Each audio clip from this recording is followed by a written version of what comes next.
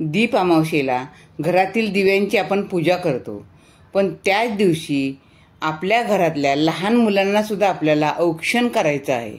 प्रकाश हा अंधकार दूर करून सारं काही उजळून टाकतो, म्हणजे आपली सगळ्यांची श्रद्धा आहे.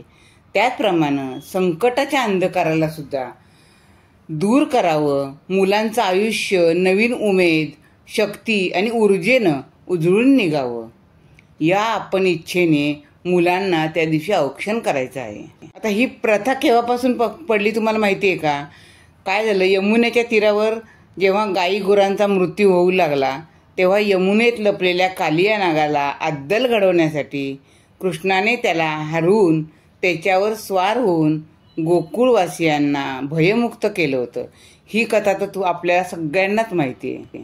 त्यावेळी यशोदेने काय केलं, दिव्यांची आरती तयार केली आणि यशोदेने स्वतःही कृष्णाची आरती केली आणि सर्व सुवासिनींना करायला गोपाळकृष्णाची आरती करायला सांगितली.